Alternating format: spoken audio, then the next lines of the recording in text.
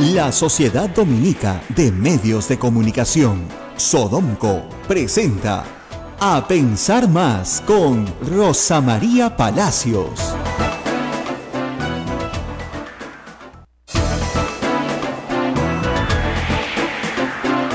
8 de la mañana, 3 minutos, bienvenidos. Esto es A Pensar Más con Rosa María Palacios en la edición de hoy, miércoles 31 de mayo del año 2017. Rosa María, buen día. Muy buenos días, Ismael, amigos en todo el Perú. 31 de mayo, fecha siempre trágica en el calendario nacional, de recuerdo permanente de defensa civil. El 31 de mayo de 1970, un terremoto gigantesco, por supuesto sacudió Ancash, el epicentro estuvo en Huaraz, y no solamente ocasionó terribles daños por el mismo terremoto, sino también por el desprendimiento de una cornisa gigantesca del Huascarán que cae y forma un espantoso alud de lodo que se lleva al pueblo de Yungay. 80.000 personas aproximadamente. Aproximadamente murieron. No se sabe en realidad el número exacto. Ustedes saben que ese entonces no teníamos la precisión de los censos que tenemos hoy, pero esa es la cantidad aproximada de muertos, dado que el alud se llevó completo el pueblo, pero absolutamente completo, tapó el pueblo.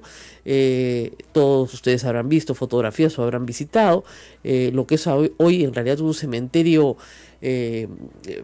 digamos, hecho por la naturaleza, donde se observan lo que queda de las palmeras de la Plaza de Armas de Yungay, que fueron las únicas que pudieron las copas terminar de observarse, para que vean la cantidad de metros de lodo que cayó sobre el pueblo.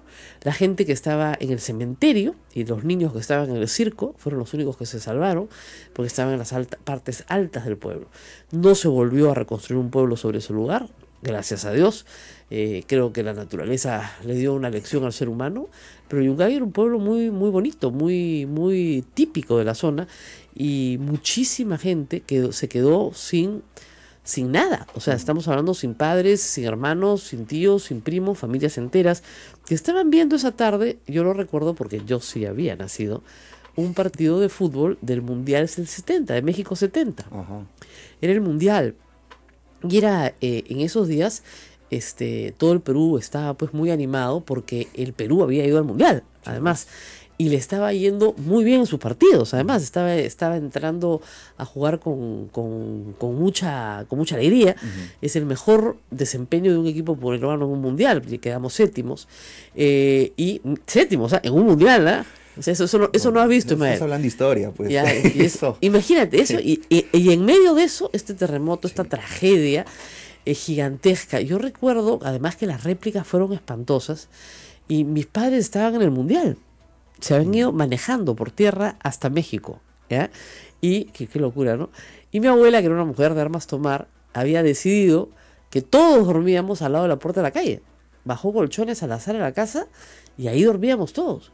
Y había una salita donde había un pequeño televisor blanco y negro, donde recuerdo que todos veían los partidos mientras dormíamos. Éramos niños. Claro.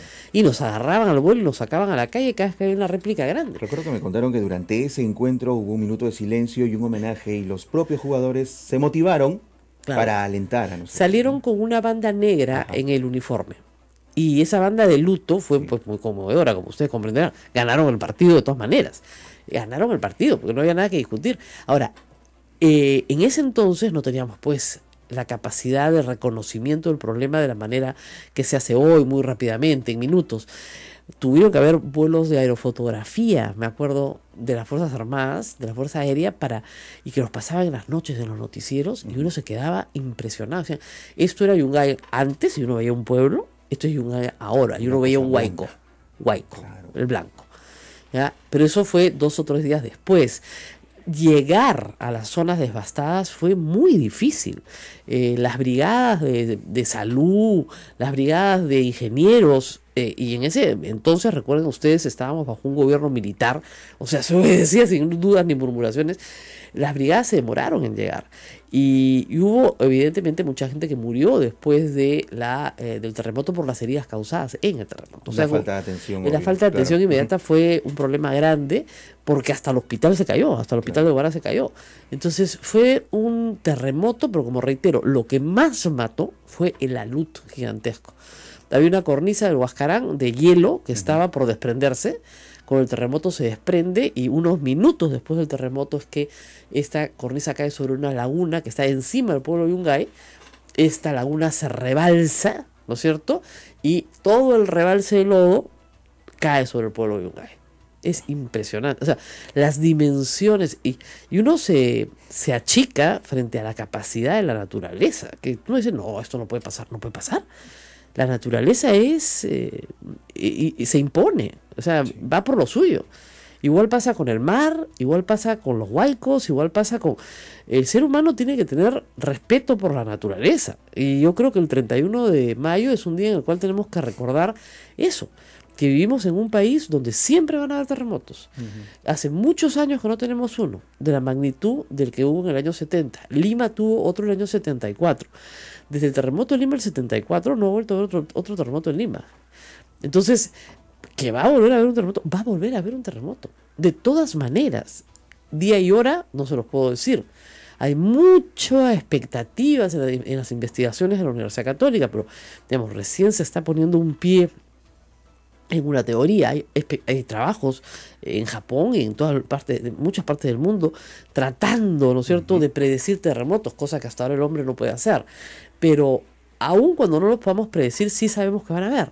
Entonces tenemos que construir las casas de tal manera que no sean nuestro sepulcro. Ahora, aquí nada más en nuestra región, por ejemplo en Chile, hay una infraestructura contra sismos o de prevención de sismos que es increíble. Claro. No hay tantos muertos en los últimos eventos. ¿Qué pasó en el terremoto del año 2010 en Chile? Sí hubieron 500 muertos, sí, pero por el tsunami. Claro. Por la falta de entrenamiento de la población en despejar una zona que puede ser inundada por el mar rápidamente. Entonces, ¿qué hicieron? Aprendieron, pues. Y todos los eventos posteriores, que han sido de menor intensidad, pero todos los eventos posteriores han servido para entrenar a la población. Una y otra vez, y desarrollar tecnología.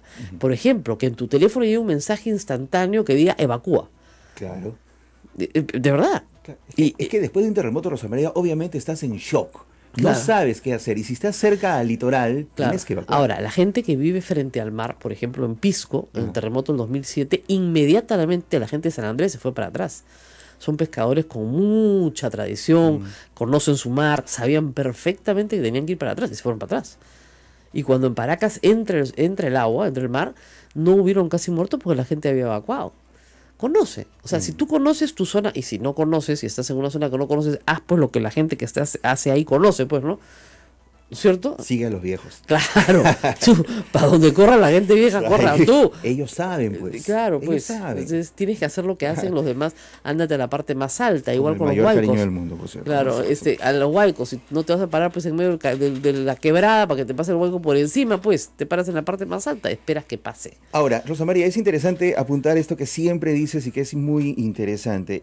Nuestras edificaciones no son asísmicas 100%, no están diseñadas para no caerse en un terremoto de gran intensidad. Y sobre todo, les digo, acá en el centro de Lima, donde estamos en este momento en el cercado, nosotros le damos mucha fe acá al convento de Santo Domingo porque ha resistido 400 años, como al puente Trujillo, por ejemplo, ¿no? Que como te decía, cruce por ahí, mejor no por el rayito del sol, porque el Trujillo es más sólido. Lección aprendida. Así es, entonces cruza nomás por el puente Trujillo.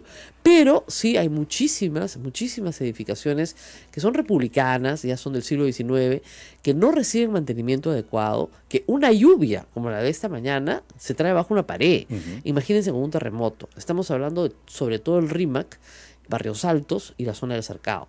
Zonas tremendamente vulnerables en caso de un terremoto. O sea, probablemente si hay un terremoto mientras estamos transmitiendo, tengamos que parar de transmitir para salir a ayudar a la gente que vamos a tener que ayudar a nuestro alrededor. Correcto. Es complicadísima la situación del centro de Lima, aun cuando, nos lo dirá el ingeniero Kuroiwa, con el que vamos a conversar en un momento, el suelo del centro de Lima está muy bien escogido. Miren, Francisco Pizarro, los españoles no tenían ni la más remota idea de cómo manejar, ¿no es cierto?, suelos sísmicos, pero por alguna extraña razón escogieron esta zona para fundar la ciudad. El suelo es muy bueno, es uno de los mejores suelos. Si construyes bien en un buen suelo, tus posibilidades de morir en una tragedia por un terremoto se reducen enormemente. Pero si el suelo es malo y la construcción es mala, es que te vas a morir de todas maneras. Y lo que mata no es el terremoto, lo que mata es la pared que se te cae encima. Así es. O sea, si tú estás en el campo, imagínense ustedes, un campo enorme, ¿no? Parados ahí, las vacas, ¿no? Y de repente viene un terremoto.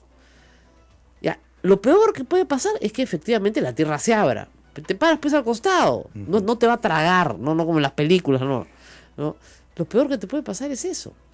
Pero si estás en una construcción mal construida, ¿no es cierto? Donde los paredes, a mí me lo explicaron de la forma más sencilla, se lo voy a explicar a ustedes.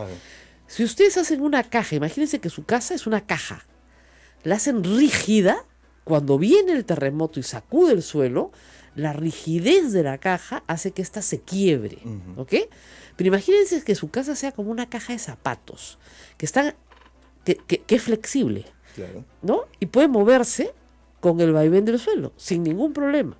¿Cómo logramos esa flexibilidad? Amarrando arriba las columnas. Se amarran unas a otras. Entonces bailan todas juntas. Si no están amarradas, no bailan. No baila y se va a caer. Si la casa baila durante el terremoto, qué mejor, porque está en el vaivén del terremoto.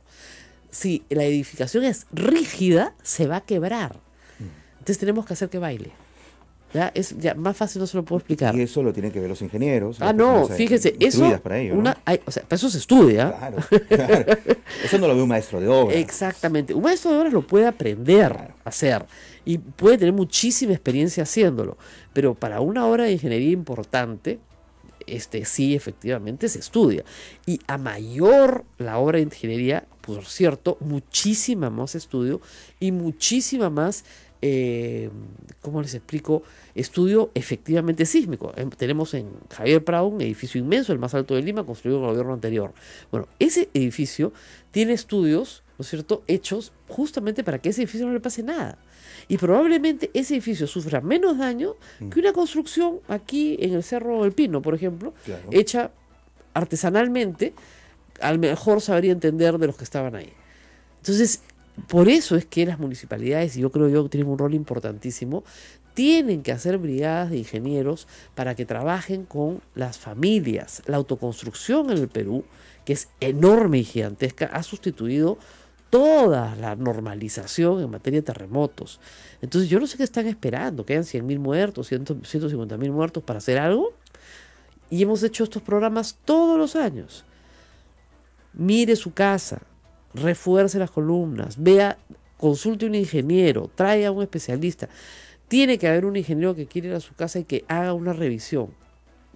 Mi casa, por ejemplo, no tiene columnas, tiene solo muros portantes, una casa que tiene 60 años.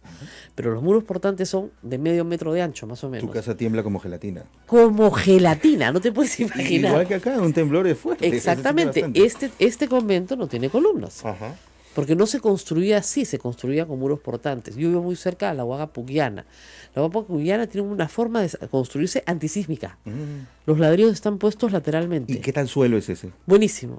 O sea, Miraflores, San Isidro, toda la parte central de Lima, Jesús María, Pueblo Libre, Breña, El Cercado, toda esa parte central de Lima es el mejor suelo de Lima. El peor suelo de Lima, ¿dónde está?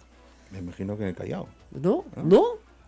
La Molina. En La Molina, claro. Molina, suelo arenoso. Claro. Arenoso. Entonces, para amarrar la casa a la roca, tienes que cavar mucho más suelo arenoso, muy mal suelo. Entonces la gente que vive en La Molina tiene que estar muy consciente. Y mira, en el terremoto del 74, La Molina ya comenzaba a poblarse. Y los daños más graves que vimos en Lima, aparte de que se cayó eso fue por mal construido, pero se cayó en el Callao se cayó la escuela naval.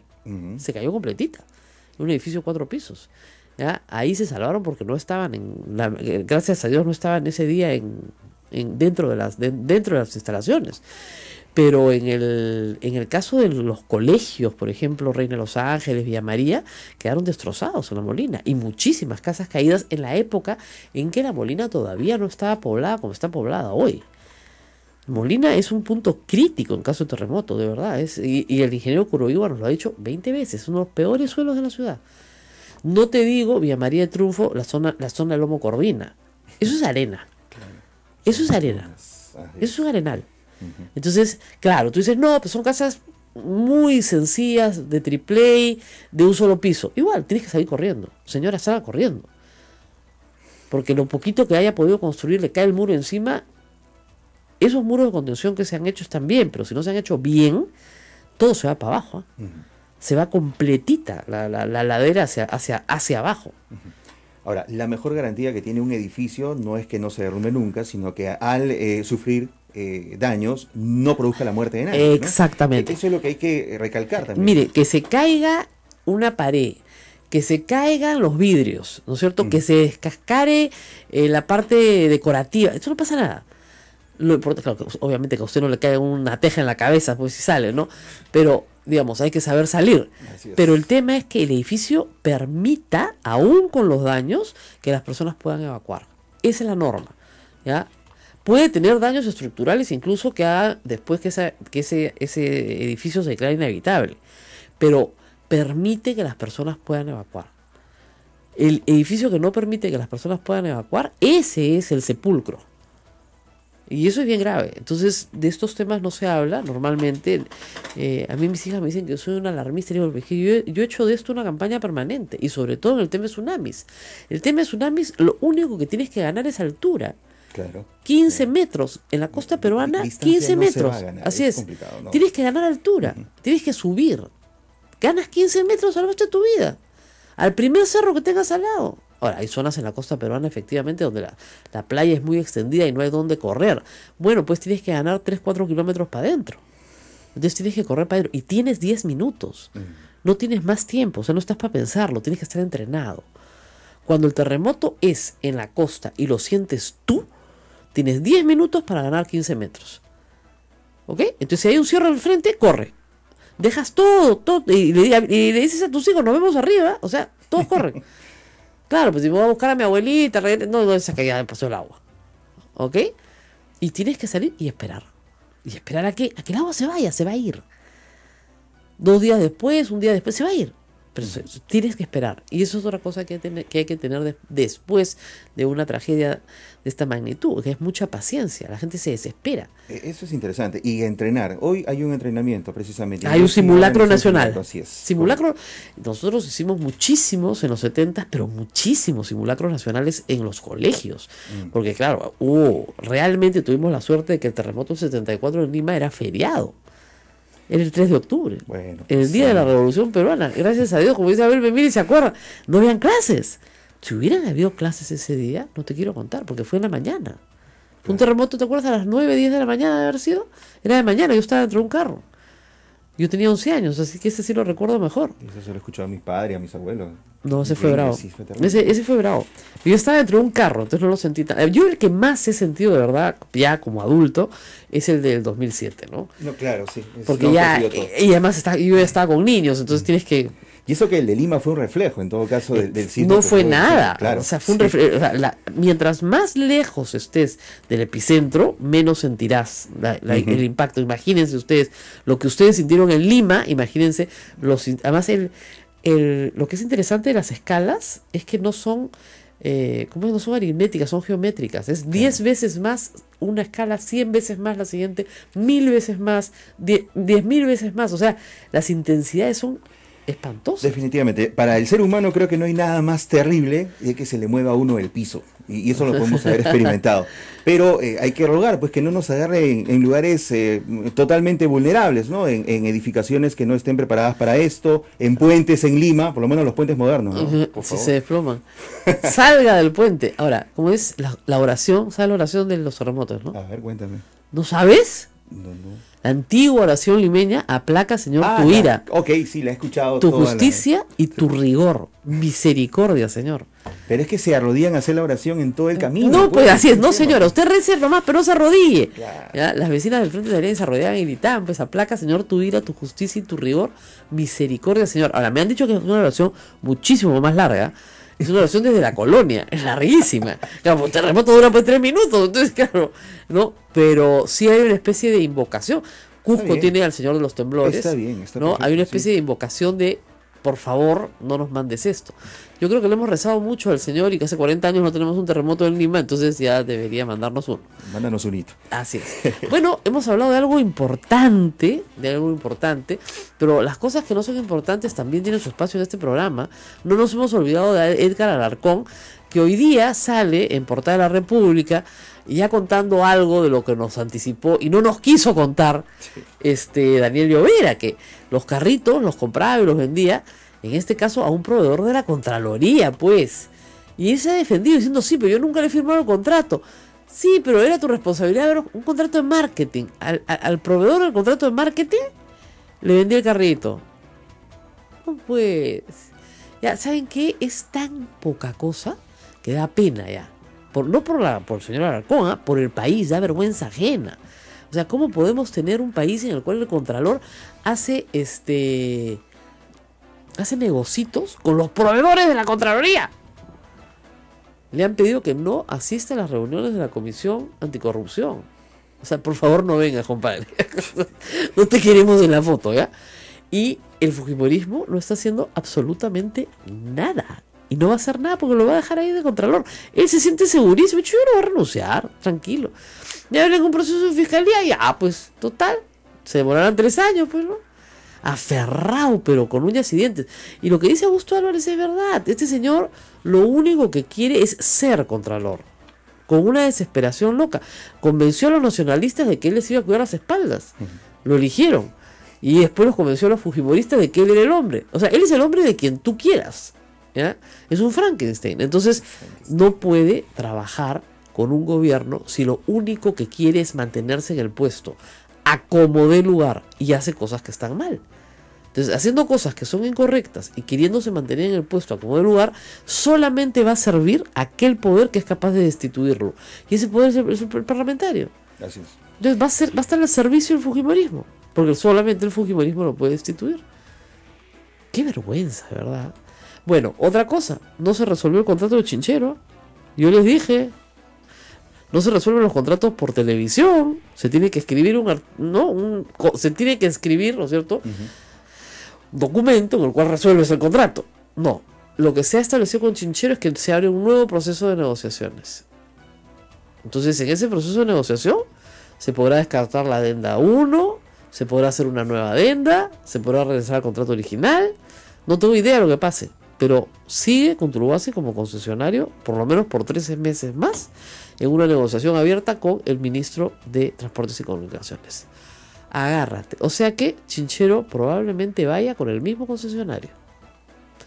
Le guste o no le guste al señor Víctor Andrés García Belaúnde y a los congresistas que están en el Congreso de la República. Y de repente hay cambios. Yo creo que lo que va a pasar es que van a reducir el número de años de la concesión. Acuérdense de mí. Con lo cual todos tranquilos y se va a acabar el problema.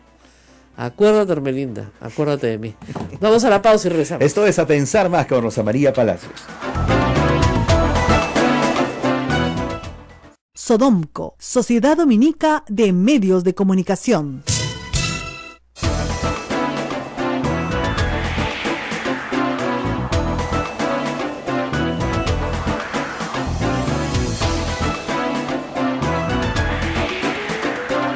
8 de la mañana, 27 minutos. Continuamos. Esto es A Pensar Más con Rosa María Palacios en las emisoras de la Sociedad Dominica de Medios de Comunicación, Sodomco. Sodomco. Bueno, la escala sísmica es logarítmica. Es lo que me dice David Farley, que siempre me corrige y me corrige bien. Sí. Ese es, pero cada vez es más grande. Bueno, Correo hoy día publica una portada con una foto. Me parece rarísimo que Correo salga con esto. ¿Correo? Rarísimo, ¿ya? Pero la foto es buenaza. ¿Ya? Es una mesa de una comida, las típicas comidas que se hacen entre funcionarios públicos, donde está Alan García, Lula y Marcelo Odebrecht. ¿Qué tal? Los tres en la misma mesa. Bien contentos, ¿ah? Ahí la mesa está bien servida. Sí, hay su vinito, ¿no? Lula bien informal, como suele ser Lula. Más bien Alan García sí, de traje formal. Y Marcelo Odebrecht mirando hacia Lula y hacia García, como diciendo, con la mano en la cara, ¿no? Como diciendo, a ver, ¿cuánta plata vamos a sacar? ¿Cuánta? Y miren, esto es el 2010, cuando Odebrecht ya tenía pésima reputación, ¿eh? Yo las 2 veces que me he reunido con gente de Odebrecht les he dicho de frente, el problema que ustedes tienen es que tienen pésima reputación. No habían acusaciones, ¿ah? Pero tenían pésima reputación. Y por algo era, pues cuando el río suena, es que porque piedras trae. Bueno, acá está Alan García, el hombre que no los conoce, que nunca los ha visto, que no paraba con ellos, que no sabe quiénes son, ¿no? Bien contento comiendo con Lula y Marcelo Odebrecht. ¿Esto es una prueba? No es una prueba, pero periodísticamente es una buena foto. Hay que decirlo, es una muy buena foto, es una buena portada y además pone a García nuevamente a la última de Odebrecht, cosa que lo vuelve loco, ¿no? Porque cada vez que eso sucede, este hombre comienza a sacar cosas contra Toledo, contra Humala, no contra Keiko, por ser su amiga, ¿no? Contra quien sea, pero no contra él. Bueno, lo que leímos ayer de Maiman, la entrevista de Gorriti a Maiman, por supuesto ha tenido un rebote enorme. Me da pena porque no citan la entrevista de Gorriti, ¿eh? Son más retrecheros, una mezquindad total. O sea, tú te pasas hablando 3 horas por Skype, ¿no? Consigues tu entrevista, todo, y todo el mundo resalta el personaje de Maiman, que está bien, pero no le dan el crédito a Gustavo Gorriti. Por ahí chiquitito, ponen ahí de los reporteros, ¿no? Pero la verdad es que lo que ha dicho Maiman ha sido muy importante para el caso Toledo, y lo que hay es una voluntad de hablar. Tienes que ir a recoger, pues, ¿no? Lo que haya que recoger para conseguir al final el testimonio central. Y sobre lo que ha dicho Maiman, Toledo no ha dicho una palabra, y sus abogados tampoco. Silencio absoluto. Absoluto. La foto de Comercio lo dice. Sí, también, ¿no? Detrás sale Toledo con la mano en la boca diciendo, cállate. Pero me dijo Maiman, el dinero estaba en esas cuentas inmovilizado durante muchos años. Bueno, y como les contábamos, ya está en la línea el ingeniero Kuroiwa.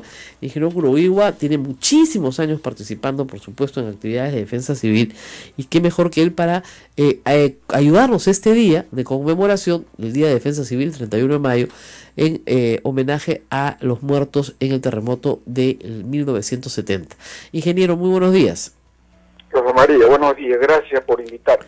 Mire usted, 2017 al año 70, 47 años después. Yo sé que hemos avanzado en muchas cosas, pero sé que también a usted le preocupan otras cosas. ¿Qué es lo que más le preocupa de la situación hoy de vulnerabilidad de las ciudades en el Perú? Bueno, lamentablemente el terremoto del año 70, con 67.000 víctimas mortales, fue el evento más mortífero de las Américas del siglo XX. Hacemos todo el esfuerzo para que eso no se repita al siglo XXI. Sin embargo, a pesar de nuestros avances, en la cuestión de riesgo para la población más pobre, sigue siendo muy alta, que es un índice de nuestro subdesarrollo, y hay que hacer todo el esfuerzo para superar esta situación. ¿Cómo puede hacer, ingeniero, una familia pobre que nos está escuchando, que por ejemplo vive en Villa María del Triunfo, en Lomo Corvina, en esta zona arenosa? ¿Qué puede hacer para mejorar su situación? Mire, después del terremoto del año 70, fueron conmigo 25 egresados de la Universidad Nacional de Ingeniería. Estuvimos estudiando con mucho detalle, por ejemplo, lo que aquí llaman material noble, el ladrillo. Y ahí detectamos que las viviendas de ladrillo que no tenían columnas, eso lo detectamos en el campo, más 2 técnicas que trajimos del Japón, que es la densidad de muro y colocar pequeños muros de concreto en el lado de él, porque los lotes en el Perú son alargados, de tal manera que entrando perpendicular a la fachada hay hasta 3 muros muy resistentes, en la otra dirección están todas las puertas y ventanas muy débiles. Entonces, en base a eso, nosotros preparamos lo que ahora se llama albañilería confinada, según la Conferencia Mundial de Beijing del año 8 y Lisboa del año 12. Es uno de los métodos más efectivos para construir albañilería con albañilería. Es de bajo costo y en todo el mundo se construye, de tal manera que si hacen un esfuerzo, ellos deben velar por su propia seguridad. Ahora, en la propuesta, pequeño aporte para Reconstrucción por el Niño 2017, estamos diciendo que el anterior programa, Ciudad Sostenible, tuvo éxito, fue primero entre 81 proyectos en el año 12 presentados a las Naciones Unidas, Banco Mundial, OEA, etcétera. Entonces, tenemos un modelo peruano que se empleó en la reconstrucción de Pakistán, porque en el libro mío en inglés que donó Naciones Unidas de esos países, de ahí lo sacaron. Entonces, si tenemos esa tecnología, hay que difundirlo, y que cada familia es muy sencillo para que ellos lo apliquen, ellos mismos verifiquen cuál es el riesgo de su propia vivienda. Ahora, claro, lo más crítico es que se sitúan, por ejemplo, en cerros con pendiente en arena. Ajá. Bueno, eso es lo más riesgoso, sobre todo en el cono sur, porque los asentamientos humanos están cerca de la playa y desde el mar viene la arena que pone en riesgo. Justamente, en una ayuda a memorias que le está haciendo llegar el primer ministro, estamos diciendo que, mire qué pasó en el terremoto de Arequipa de hace 2 años. Un terremoto pequeño, pero las carreteras quedaron aisladas. Es por eso que estoy proponiendo que, como dice en mi libro hace mucho tiempo, eso lo pensé desde primeras salidas al campo, que la policía y sobre todo los maestros de primaria sean capaces de incorporar a todas las comunidades, sobre todo las más pobres, al sistema de prevención de desastres en el Perú. Porque, ¿qué pasó ahí en Arequipa? Se bloquearon las carreteras y solamente pudo llegar unos cuantos funcionarios en helicóptero y se bloquean las carreteras. En cambio, la Policía Nacional y los maestros conviven con ellos. Ahora, en el programa Ciudades Sostenibles, habían 2 cosas que faltaban. En primer lugar, la participación plena de las comunidades. En segundo lugar, la actividad privada no está participando como se debe. Entonces, eso hace la diferencia con respecto al suelo resiliente que estamos relanzando en todo el país, y Lima, que no tenía programa porque comenzamos por provincia, y el propio alcalde lanzó el programa y está en plena programación para hacer de Lima una ciudad más segura. Bueno, todo lo que nos dice es muy interesante, pero tenemos en el Perú una estructura complicada. Los alcaldes tienen que asumir responsabilidad en este caso y no la asumen. Algunos sí. Justamente, Rosa María, si no aplicamos la ley de manera drástica, los alcaldes, algunos hasta propician la invasión a lugares de riesgo no reducible. Bueno, entonces, simplemente estamos aplicando ley. En el año 10, durante años estuve batallando para la gestión de Río Rosario, fuera política de Estado. Alan García regresó de Chile un poco preocupado, y en el 10 de diciembre del año 10, ya es política de Estado. Y ahora el gobierno anterior, en noviembre del año 12, dice que la gestión del riesgo de desastre es de carácter obligatorio para los funcionarios del gobierno central, regional y local. Entonces, bueno, ¿por qué Ciudad Sostenible, a pesar de tener mucho éxito y trabajamos mucho con pocos fondos, porque hubo un pequeño grupo en INDECI que trabajó muy bien y capacitamos también a profesionales de provincia, sobre todo de la Universidad Nacional?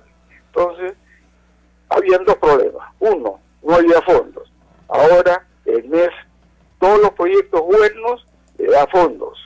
En segundo lugar, que no tenían capacidad. Ahí es donde nosotros intervenimos. Que falta capacidad. Simplemente el subgerente de Defensa Civil debe tener conocimiento suficiente, así como el gerente de Planeamiento Urbano. Bajo responsabilidad del alcalde, estos 2 funcionarios deben ser nombrados entre gente con capacidad, conocimiento y deseo de servicio al país. Eso se lo estoy alcanzando también al primer ministro para que eso se ponga en marcha y los alcaldes no sean simplemente actores invisibles, sino ellos asuman responsabilidad. Entonces estamos dando responsabilidad ¿a quién? A los alcaldes, al subgerente de Defensa Civil y al gerente de Desarrollo Urbano. Con esto se pueden aplicar los 170 mapas de peligro multiamenaza que tiene en todo el Perú. Yo creo que tenemos herramientas que hemos desarrollado, nuestros métodos se aplican fuera del país y es una lástima que aquí no. Por ejemplo, mi libro en inglés, que es texto para capacitar a altos funcionarios de la India, yo le envié a varias instituciones de posgrado, simplemente ni me contestaron. Entonces, yo creo que programas como el tuyo, Rosa María, nos ayudan a hablar de manera clara, enérgica, para que cada uno cumpla con su función de acuerdo a la ley. Y lo que estoy proponiendo a este gobierno como meta del año 2021, año 2020, es la acción. Y la acción es la siguiente: capacitar a nuestra población para que no esperen un pito de defensa civil y le toquen la campana, porque eso es tarde. Sepan interpretar por sí mismos las señales de la naturaleza. Por ejemplo, ¿cómo sentimos los terremotos nosotros? Primero viene el ruido, hasta llegando a la onda P, ¿no? Primaria. Y dependiendo con qué diferencia llega el sacudón de la onda secundaria. Si es que la diferencia es pequeña, significa que el sismo, el epicentro está cerca. Y si se sigue, si dura más de 2 minutos y hasta 3, como sucedió en Japón y en Chile, se van a producir grandes tsunamis. Entonces, yo creo que si se educa a la población para que actúen con su propia interpretación, de manera muy simple, ese es lo que yo estoy proponiendo a este gobierno, para que haya coherencia entre los 3 gobiernos, los 2 anteriores y el presente. La acción. Y la acción que se está proponiendo es que eduque a la población en cuestiones elementales. En Chile, ¿qué pasó? La presidenta Bachelet anuló la alarma contra tsunami por una falla técnica. Ajá. Entonces, pero los chilenos educados, ellos tuvieron un terremoto en el año 39 y desde entonces se esforzaron, y nosotros en eso también estamos atrasados en el año 70. Entonces son 21 años que ellos comenzaron y en Japón ocurrió lo que se llama el milagro de Kamaishi, porque los estudiantes de secundaria, Kamaishi Junior High School, los habían preparado, dijeron, mire, los límites de inundación que da el municipio de Kamaishi son cosas del pasado. El futuro es muy difícil de predecir, así que si ocurre un terremoto, vayan más allá del límite de inundación. Cuando sucedió el terremoto el año 11 en Japón, pues los estudiantes recordaron eso, habían hecho varios ensayos y no se detuvieron en un sitio intermedio que ya estaba por encima del límite de inundación de la ciudad, sino se fueron a la parte más alta. Y ningún estudiante de secundaria y de primaria que estaban a su lado, todos se evacuaron. Son ejemplos muy claros. En cambio, ¿qué pasó en Huaraz? Sí. Nunca la gente pensó en qué hacer. Sintieron el terremoto, en lugar de irse a sus patios, donde el cerco tenía 2,20 metros, 2,40, se fueron a las calles donde había casas de adobón, que es en terreno blando, son armas que tienen naturaleza para matar cuando el hombre no conoce lo que hace. En lugar de irse al patio, se fueron, ahí murieron 9.000 personas. Así es. Entonces, son ejemplos de que si hemos aprendido algo, y eso hay que difundirlo y hacerle llegar a la gente más pobre, tanto en los asentamientos humanos, acá en Lima, donde ya tenemos la herramienta de albañilería confinada, ajá, y en provincias que no debe construirse con adobón, son muros de 60, 80 centímetros que se utiliza tierra húmeda, eso se compacta, pero antes de tarrajear una casa de adobón, tarrajeo es impresionante, pero las rajaduras por contracción del barro ya está ahí, de tal manera que son armas mortales. Más aún si como Huaraz el terreno es blanco, porque terremotos a gran distancia puede causar el colapso de esas casas. Entonces conocemos el problema y es lo primero que recomienda el Banco Mundial y el gobierno de Japón. Hay que conocer qué riesgo uno corre. De acuerdo a eso, tomar medidas. Yo creo que ambas cosas las conocemos en Perú. He dirigido como 180 tesis de maestría y profesional, donde hay muchas enseñanzas, donde se ha avanzado mucho, con costos mínimos, donde el elemento más valioso son los excelentes egresados de la UNE. Entre ellos está el ingeniero Martín Vizcarra, que hizo justamente la microzonificación de Moquegua. Así es. Bueno, muy bien, ingeniero, nos ha dado muchísima información muy valiosa en este día. Yo creo que lo han estado escuchando en todo el país.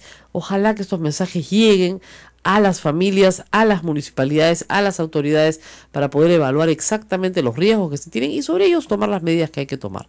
Gracias, ingeniero, por estar. Justamente me estoy yendo a una ceremonia de la UNI, del CISMIT, que fue creada en respuesta al terremoto del año 70 justamente. Muchas gracias, Rosa. Gracias, ingeniero. Y bueno, este es el recuerdo de lo que estamos viviendo hoy. Hay un simulacro a las 10 de la mañana a nivel nacional, donde van a participar todas las instituciones públicas, los colegios, así que esperemos que todos se sumen, porque hay que saber por dónde salir. Tú acá no salimos, ¿no? Sí, sabemos. Sí, salimos. Sabemos a dónde tenemos que llegar, a la pileta. A la pileta, es lo más seguro que... La pileta está desde 1538 más o menos. Así que yo me amarro a la pileta. Sí. Vamos a la pausa y volvemos. Falta poco para terminar el programa, pero tenemos mucho más que contarles. No se muevan. Volvemos.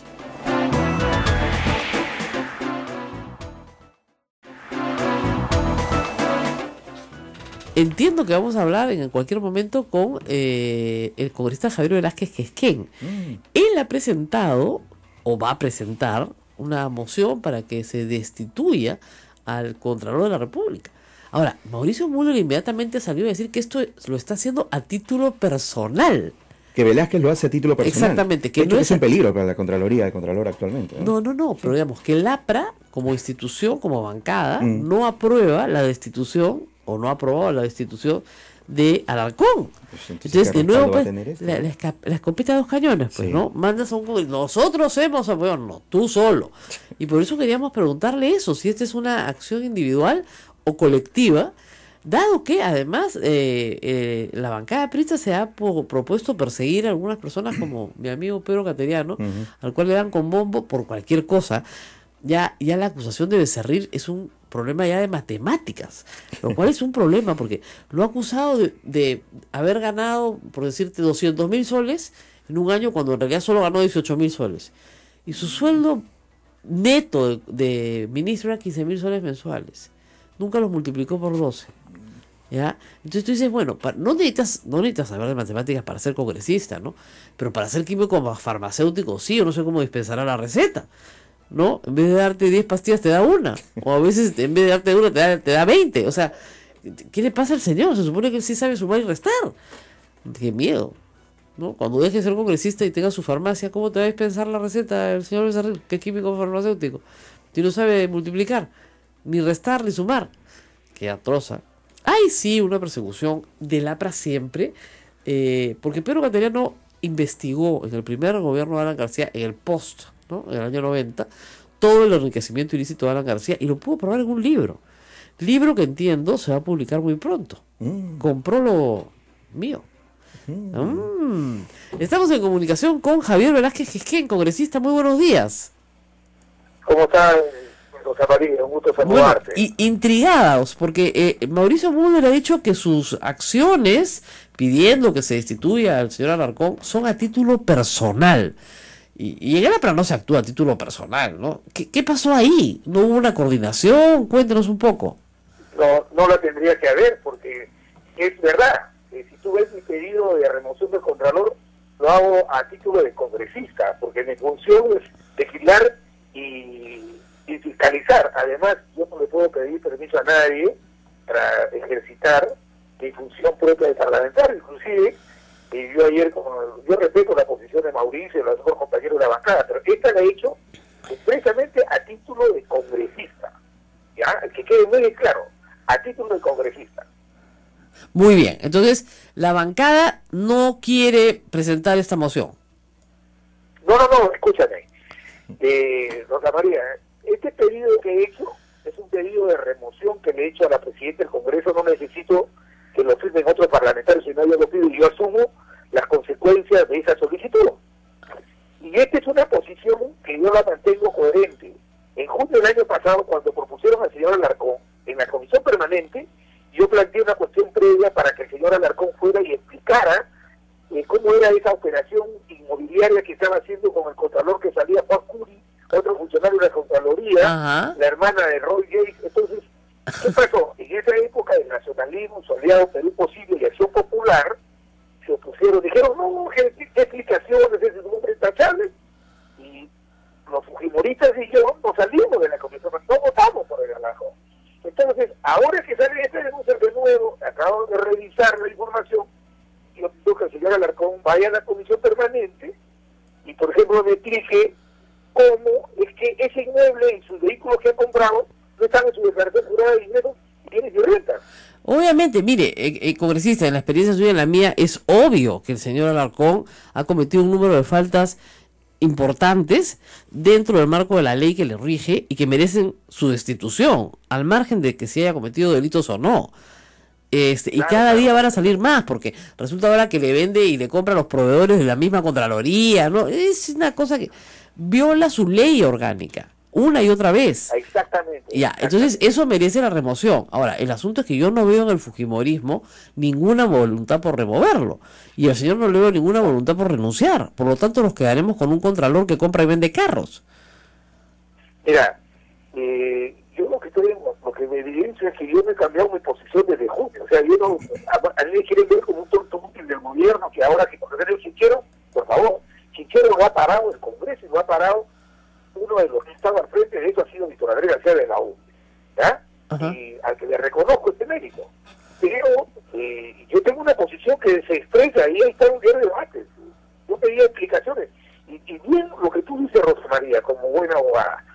Cuando yo estoy pidiendo la remoción es por haber cometido una falta grave. El artículo 32 de la Constitución dice que el Congreso designa y remueve al contralor por falta grave. ¿Dónde están establecidas las faltas graves? En la ley orgánica del Sistema Nacional de Control. Así es. Una de las faltas graves, ahí expresamente, lo dice el artículo 31, dice infringir esta ley, infringir la propia ley. Así Se ha es. infringido el artículo 26 que dice que el contralor no puede dedicarse a actividades lucrativas. Pero además, estas operaciones, todas estas cosas, lo hacen una persona no idónea para el cargo. Lo hacen no idónea. Entonces yo escucho que quieren mandar una fiscalización. No, voy así a es. permitir que pretendan jalarnos Yo estoy de acuerdo con usted que ese es el camino legal correcto. Lo que no veo es un acompañamiento del fujimorismo. Y ahí usted sabe que, bueno, ustedes son 5, pero los que cortan el jamón son ellos. Ni siquiera de su bancada. O sea, nadie lo apoya.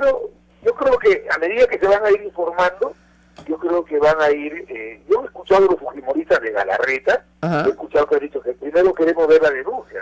Bueno, pero es que ¿qué más van a ver? Me parece bien, ¿no? No, ya sé, pero ¿qué más? Si usted sí puede ver y ellos no, tienen un problema de ceguera. ¿Qué más quieren ver? Pero si está clarísimo. Además, la denuncia ha sido presentada no por el caso Chinchero, la denuncia fue presentada por el auditor en agosto del año pasado. O sea, ya estaba presentada. O sea, y ahí están las faltas graves cometidas por el Contralor cuando era vicecontralor, que no lo hacen idóneo para el cargo, pues. Ayer le han pedido que no asista a la Comisión de Anticorrupción. Se lo ha pedido Duberly Rodríguez. Por favor, ¿sabes qué, hermanito? No vengas, ¿no?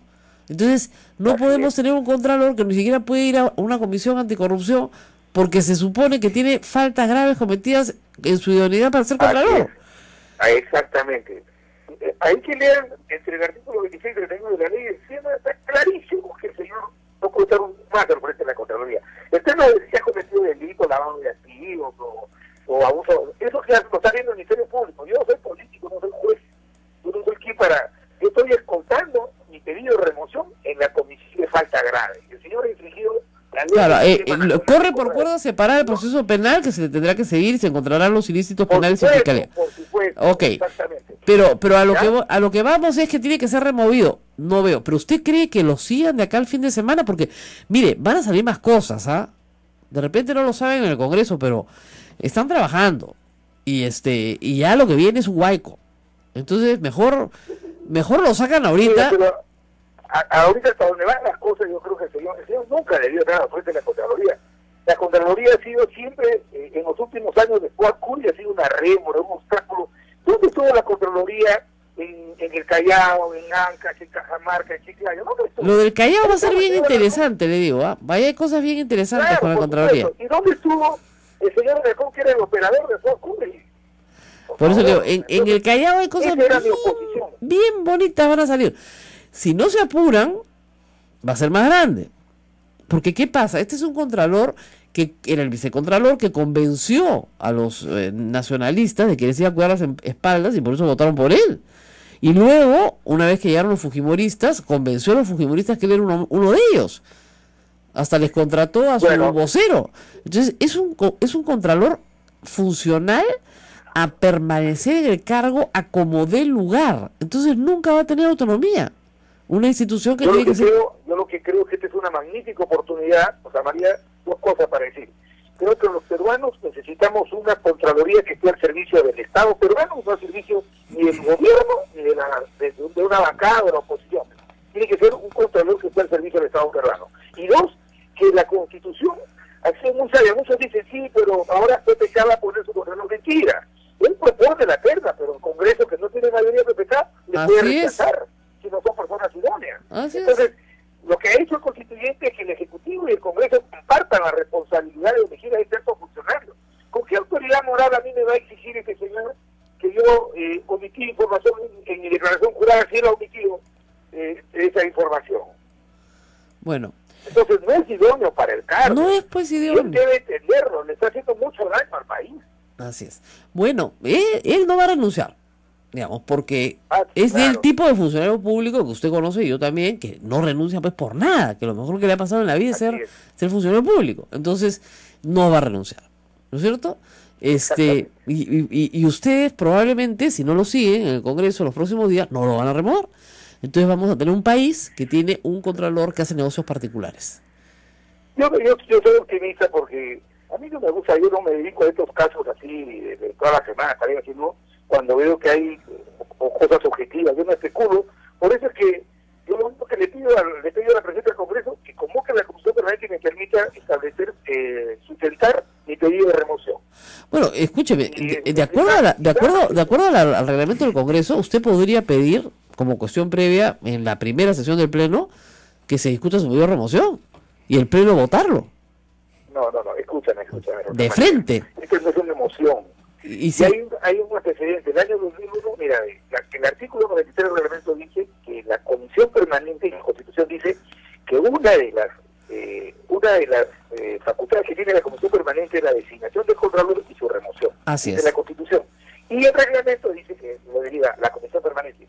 No puedo pedirle ni al Pleno ni a ninguna comisión ordinaria que opine previamente. Ahí la Comisión Permanente, los 25 miembros de la Comisión Permanente que vamos a actuar para juzgar la conducta, si cometió falta grave o no, ahí es donde el Contralor tiene que ir y levantar los cargos, decir, no es la verdad, no es eso. O sea, se tiene que garantizar el debido proceso. Ahí la Comisión Permanente. Basta con que lo escuchen, basta con que lo escuchen una vez, nada más. Por supuesto que sí. Hay un antecedente, así igualito, el año 2001, cuando se removió del cargo con esta Constitución y con este reglamento, a Carmen Igaona. Exactamente, le iba a decir exactamente lo mismo. Y se votó en una. ¿Se acuerda? Así es, se votó el mismo día. Y te digo otra cosa, Rosa María. Carmen Igaona fue con su abogado, se defendió, y luego fue en una acción de amparo al tribunal diciendo de que habían violado el debido proceso, por aquí y por allá, que no había proceso. Y el Tribunal Constitucional, en forma unánime, dijo, no, sí se ha respetado el debido proceso. De actas del diario de debate del Parlamento consta que usted se defendió. Bueno, entonces está clarísimo, basta con que se convoque a la Comisión Permanente. Ese inconveniente. Bueno, basta con que se convoque a la Comisión Permanente, que la convoquen. Así es, Rosa María. Y se acabó. Ahora, ¿cómo va a hacer usted para convencer a sus compañeros de partido? ¿Qué le pasó a Mauricio Mulder que no la ve? ¿Cómo? No la ve Mauricio Mulder. No, es que sabes que Mauricio está en el tema de la Bahía, yo respeto su opinión y él también tiene que respetar la mía, porque yo como repito no es comprometido a la bancada, lo he hecho como parlamentario, y está bien que haya este tipo de... No, ya sé, pero digamos, ustedes, eso es lo que se llama la escopeta de los dos cañones, pero ustedes deberían tener unidad. ¿Dónde está la unidad? Con mis argumentos. Mira, cuando yo levanté la censura a Bogotá por el tema de los gestores, también en la bancada estaba de acuerdo. Sí, claro. Yo los convencí y luego el tiempo me dio la razón. Así es. Tuvo que dejarse en efecto gestores porque si no le caía la censura. Así es. Lo mismo pasó con Chinoski. Con Chinoski yo le planteé el mismo procedimiento que estoy planteando ahora a Alarcón y algunos comenzaron a decir que no conocían el procedimiento.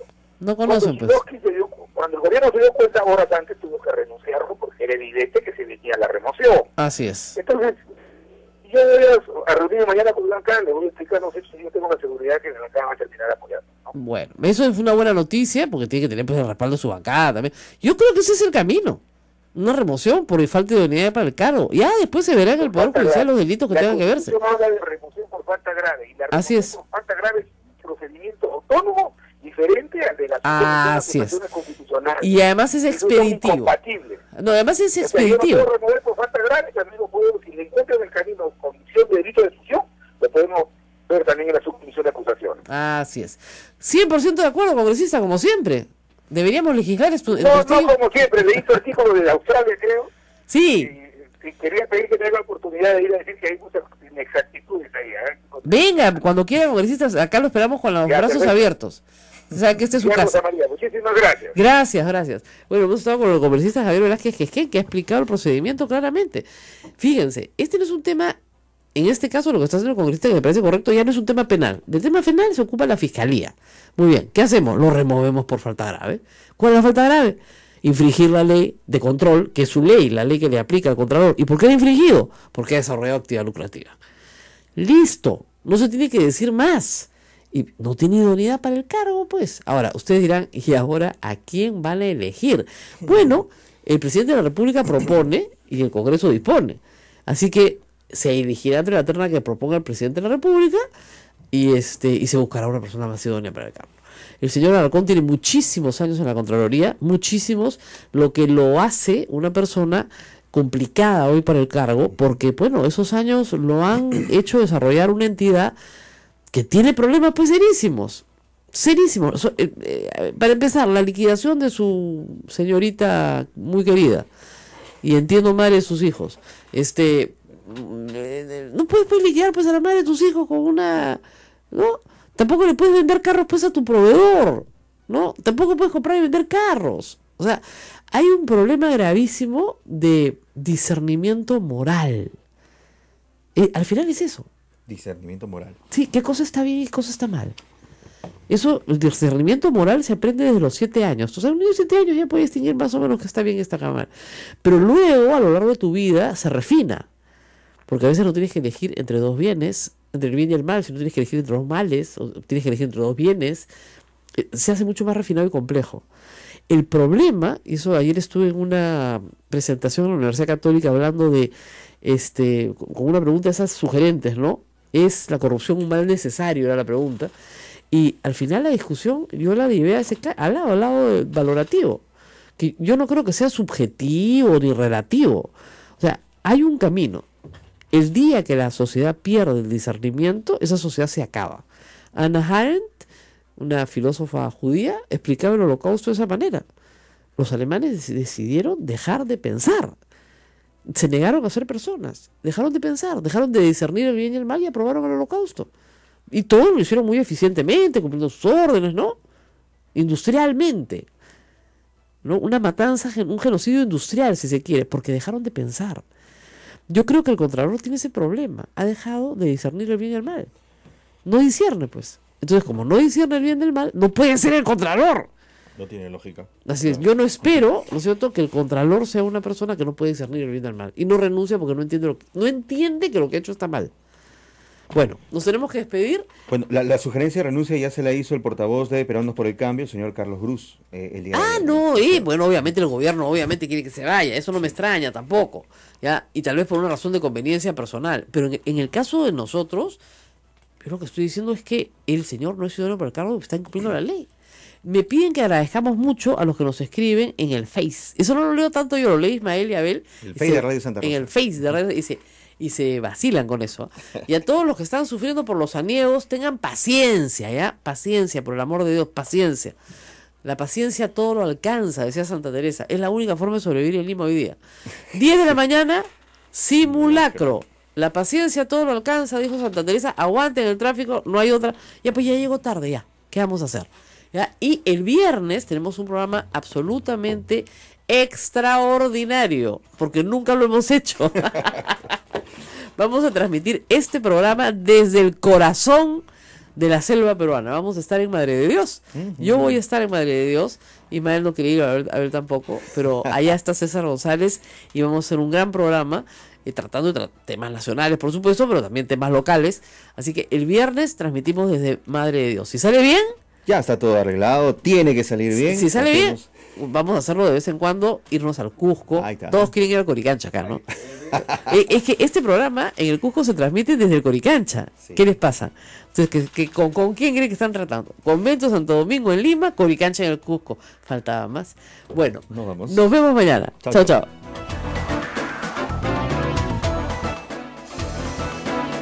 Hasta aquí, A Pensar Más con Rosa María Palacios. Este programa fue producido por la Sociedad Dominica de Medios de Comunicación, Sodomco. Sino que al sufrir daños no produzca la muerte de nadie. Exactamente. ¿No? Eso es lo que hay que recalcar también. Mire, que se caiga una pared, que se caigan los vidrios, ¿no es cierto? Que se descascare la parte decorativa. Eso no pasa nada. Lo importante, claro, que obviamente que a usted no le caiga una teja en la cabeza, pues si sale, ¿no? Pero, digamos, hay que saber salir. Pero el tema es que el edificio permita, aún con los daños, que las personas puedan evacuar. Esa es la norma, ¿ya? Puede tener daños estructurales incluso que haga después que ese edificio se declare inhabitable. Pero permite que las personas puedan evacuar. El edificio que no permite que las personas puedan evacuar, ese es el sepulcro.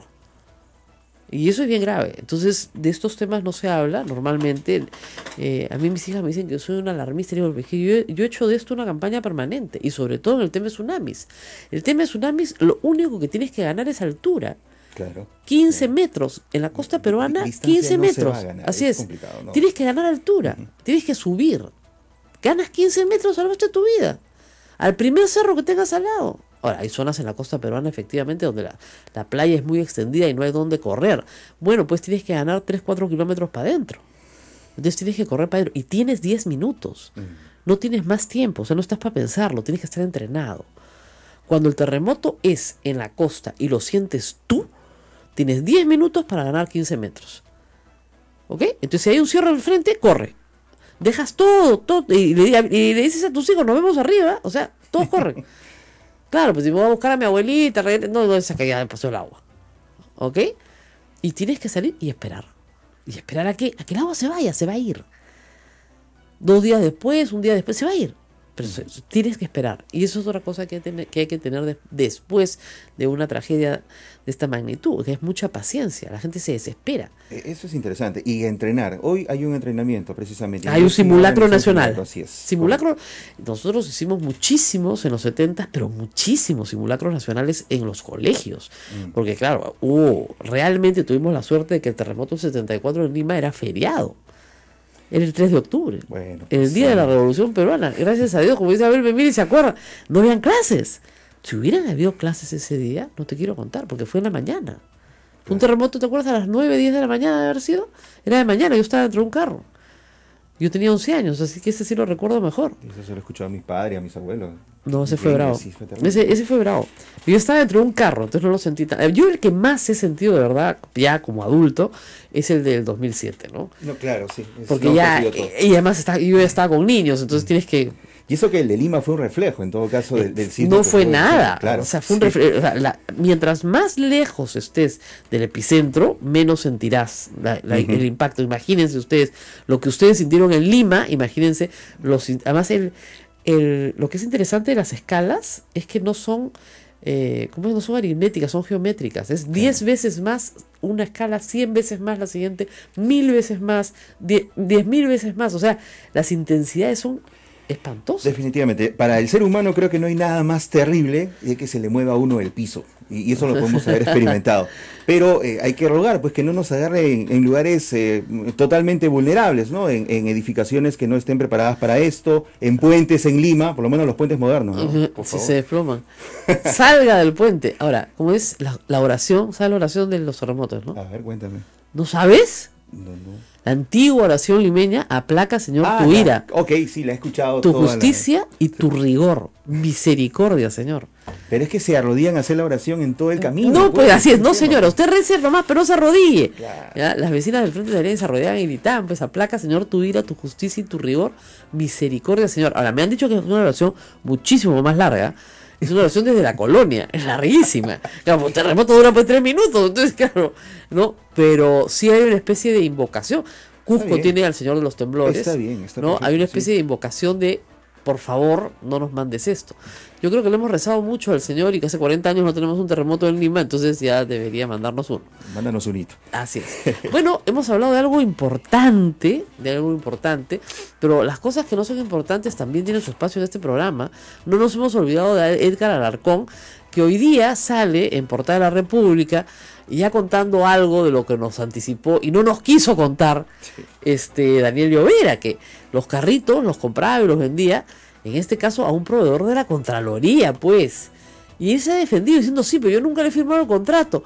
Sí, pero era tu responsabilidad ver un contrato de marketing. Al proveedor del contrato de marketing le vendí el carrito.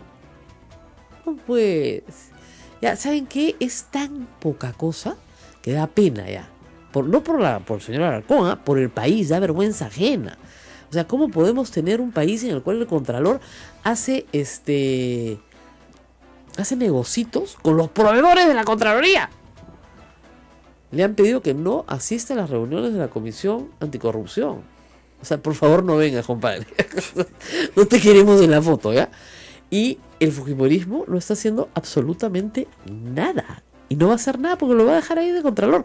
Él se siente segurísimo. Yo no voy a renunciar, tranquilo. Ya viene un proceso de fiscalía, ya, pues, total. Se demorarán 3 años, pues, ¿no? Aferrado, pero con uñas y dientes. Y lo que dice Augusto Álvarez es verdad. Este señor lo único que quiere es ser Contralor. Con una desesperación loca. Convenció a los nacionalistas de que él les iba a cuidar las espaldas. Lo eligieron. Y después los convenció a los fujimoristas de que él era el hombre. O sea, él es el hombre de quien tú quieras. ¿Ya? Es un Frankenstein. Entonces no puede trabajar con un gobierno si lo único que quiere es mantenerse en el puesto a como dé lugar, y hace cosas que están mal.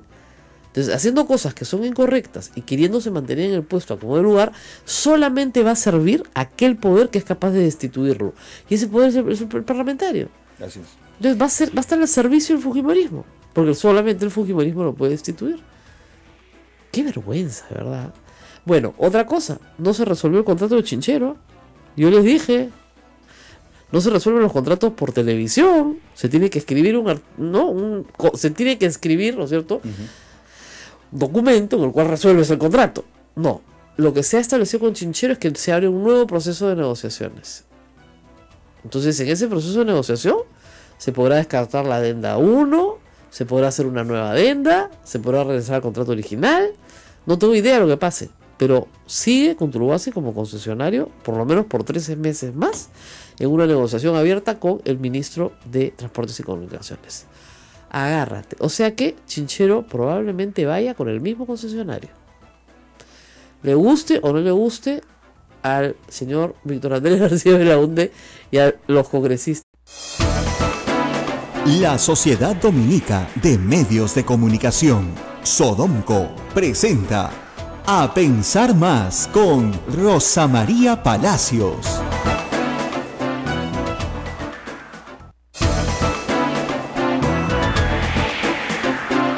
8 de la mañana, 3 minutos, bienvenidos. Esto es A Pensar Más con Rosa María Palacios en la edición de hoy, miércoles 31 de mayo del año 2017. Rosa María, buen día. Muy buenos días, Ismael, amigos en todo el Perú. 31 de mayo, fecha siempre trágica en el calendario nacional, de recuerdo permanente de defensa civil. El 31 de mayo de 1970, un terremoto gigantesco, por supuesto sacudió Ancash, el epicentro estuvo en Huaraz, y no solamente ocasionó terribles daños por el mismo terremoto, sino también por el desprendimiento de una cornisa gigantesca del Huascarán que cae y forma un espantoso alud de lodo que se lleva al pueblo de Yungay. 80.000 personas aproximadamente. Aproximadamente murieron. No se sabe en realidad el número exacto. Ustedes saben que en ese entonces no teníamos la precisión de los censos que tenemos hoy, pero esa es la cantidad aproximada de muertos, dado que el alud se llevó completo el pueblo, pero absolutamente completo, tapó el pueblo. Todos ustedes habrán visto fotografías o habrán visitado lo que es hoy en realidad un cementerio, digamos, hecho por la naturaleza, donde se observan lo que queda de las palmeras de la Plaza de Armas de Yungay, que fueron las únicas que pudieron las copas terminar de observarse, para que vean la cantidad de metros de lodo que cayó sobre el pueblo. La gente que estaba en el cementerio y los niños que estaban en el circo fueron los únicos que se salvaron, porque estaban en las partes altas del pueblo. No se volvió a reconstruir un pueblo sobre ese lugar, gracias a Dios. Creo que la naturaleza le dio una lección al ser humano, pero Yungay era un pueblo muy, muy bonito, muy, muy típico de la zona, y muchísima gente se quedó sin nada. O sea, estamos hablando sin padres, sin hermanos, sin tíos, sin primos, familias enteras que estaban viendo esa tarde. Yo lo recuerdo porque yo sí había nacido, un partido de fútbol del Mundial del 70, de México 70. Ajá. Era el Mundial. Y era en esos días, todo el Perú estaba pues muy animado porque el Perú había ido al Mundial, además, y le estaba yendo muy bien en sus partidos. Además, estaba entrando a jugar con mucha alegría. Es el mejor desempeño de un equipo peruano en un Mundial, quedamos séptimos, y séptimos, en un Mundial, ¿eh? O sea, eso no has visto, Ismael. Estás hablando de historia, pues. Ya, imagínate eso, y en medio de eso, este terremoto, esta tragedia gigantesca. Yo recuerdo, además, que las réplicas fueron espantosas, y mis padres estaban en el Mundial. Se habían ido manejando por tierra hasta México, ¿ya? Y qué locura, ¿no? Y mi abuela, que era una mujer de armas tomar, había decidido que todos dormíamos al lado de la puerta de la calle. Bajó colchones a la sala de la casa y ahí dormíamos todos. Y había una salita donde había un pequeño televisor blanco y negro, donde recuerdo que todos veían los partidos mientras dormíamos. Éramos niños. Claro. Y nos agarraban al vuelo y nos sacaban a la calle cada vez que había una réplica grande. Recuerdo que me contaron que durante ese encuentro hubo un minuto de silencio y un homenaje, y los propios jugadores se motivaron para alentar a nosotros. Salieron con una banda negra en el uniforme. Y esa banda de luto fue pues muy conmovedora, como ustedes comprenderán. Ganaron el partido de todas maneras. Ganaron el partido, porque no había nada que discutir. Ahora, en ese entonces no teníamos pues la capacidad de reconocimiento del problema de la manera que se hace hoy, muy rápidamente, en minutos. Tuvieron que haber vuelos de aerofotografía, me acuerdo, de las Fuerzas Armadas, de la Fuerza Aérea, y que los pasaban en las noches de los noticieros, y uno se quedaba impresionado. O sea, esto era Yungay antes, y uno veía un pueblo; esto es Yungay ahora, y uno veía un huayco, claro, el blanco, ¿ya? Pero eso fue 2 o 3 días después. Llegar a las zonas devastadas fue muy difícil. Las brigadas de salud, las brigadas de ingenieros, y en ese entonces, recuerden ustedes, estábamos bajo un gobierno militar, o sea, se obedecía sin dudas ni murmuraciones. Las brigadas se demoraron en llegar, y hubo evidentemente mucha gente que murió después de del terremoto por las heridas causadas en el terremoto. O sea, falta de atención. La falta de atención inmediata fue un problema grande, porque hasta el hospital se cayó, hasta el hospital de Guara se cayó. Entonces fue un terremoto, pero como reitero, lo que más mató fue el alud gigantesco. Había una cornisa del Huascarán de hielo que estaba por desprenderse. Con el terremoto se desprende, y unos minutos después del terremoto es que esta cornisa cae sobre una laguna que está encima del pueblo de Yungay. Esta laguna se rebalsa, ¿no es cierto? Y todo el rebalse de lodo cae sobre el pueblo de Yungay. Es impresionante, o sea, las dimensiones, y uno se achica frente a la capacidad de la naturaleza, que uno dice, no, esto no puede pasar. La naturaleza es, y se impone, o sea, va por lo suyo. Igual pasa con el mar, igual pasa con los huaicos, igual pasa con... El ser humano tiene que tener respeto por la naturaleza, y yo creo que el 31 de mayo es un día en el cual tenemos que recordar eso, que vivimos en un país donde siempre van a haber terremotos. Hace muchos años que no tenemos uno de la magnitud del que hubo en el año 70. Lima tuvo otro en el año 74. Desde el terremoto de Lima del 74 no ha vuelto a haber otro terremoto en Lima. Entonces, ¿que va a volver a haber un terremoto? Va a volver a haber un terremoto. De todas maneras, día y hora no se los puedo decir. Hay muchas expectativas en las investigaciones de la Universidad Católica, pero digamos, recién se está poniendo un pie en una teoría. Hay trabajos en Japón y en muchas partes del mundo tratando, ¿no es cierto?, de predecir terremotos, cosa que hasta ahora el hombre no puede hacer. Pero aun cuando no los podamos predecir, sí sabemos que van a haber. Entonces tenemos que construir las casas de tal manera que no sean nuestro sepulcro. Ahora, aquí nada más en nuestra región, por ejemplo en Chile, hay una infraestructura contra sismos o de prevención de sismos que es increíble. Claro. No hay tantos muertos en los últimos eventos. ¿Qué pasó en el terremoto del año 2010 en Chile? Sí hubieron 500 muertos, pero por el tsunami. Claro. Por la falta de entrenamiento de la población en despejar una zona que puede ser inundada por el mar rápidamente. Entonces, ¿qué hicieron? Aprendieron, pues. Y todos los eventos posteriores, que han sido de menor intensidad, pero todos los eventos posteriores han servido para entrenar a la población. Una y otra vez, y desarrollar tecnología. Por ejemplo, que en tu teléfono llegue un mensaje instantáneo que diga evacúa. Claro. De verdad. Claro. Es que después de un terremoto, Rosa María, obviamente estás en shock. No sabes qué hacer, y si estás cerca al litoral, tienes que evacuar. Ahora, la gente que vive frente al mar, por ejemplo en Pisco, en el terremoto del 2007, inmediatamente la gente de San Andrés se fue para atrás. Son pescadores con mucha tradición, conocen su mar, sabían perfectamente que tenían que ir para atrás. La playa, y desde el mar viene la arena que pone en riesgo. Justamente, en una ayuda a memorias que le está haciendo llegar el primer ministro, estamos diciendo que mire qué pasó en el terremoto de Arequipa de hace 2 años. Un terremoto pequeño, pero las carreteras quedaron aisladas. Es por eso que estoy proponiendo que, como dice en mi libro hace mucho tiempo, eso lo pensé desde primeras salidas al campo, que la policía y sobre todo los maestros de primaria sean capaces de incorporar a todas las comunidades, sobre todo las más pobres, al sistema de prevención de desastres en el Perú. Porque, ¿qué pasó ahí en Arequipa? Se bloquearon las carreteras y solamente pudo llegar unos cuantos funcionarios en helicóptero y se bloquean las carreteras. En cambio, la Policía Nacional y los maestros conviven con ellos. Ahora, en el programa Ciudades Sostenibles habían 2 cosas que faltaban. En primer lugar, la participación plena de las comunidades. En segundo lugar, la actividad privada no está participando como se debe. Entonces, eso hace la diferencia con respecto a ciudades resilientes que estamos relanzando en todo el país, y Lima, que no tenía programa porque comenzamos por provincia, y el propio alcalde lanzó el programa y está en plena programación para hacer de Lima una ciudad más segura. Bueno, todo lo que nos dice es muy interesante, pero tenemos en el Perú una estructura complicada. Los alcaldes tienen que asumir responsabilidad en este caso y no la asumen. Algunos sí. Justamente, Rosa María, si no aplicamos la ley de manera drástica, los alcaldes, algunos hasta propician la invasión a lugares de riesgo no reducible. Bueno, entonces simplemente estamos aplicando la ley. En el año 10, durante años estuve batallando para la gestión de Río Sastre, fuera política de Estado. Alan García regresó de Chile un poco preocupado, y en el 10 de diciembre del año 10, ya es política de Estado.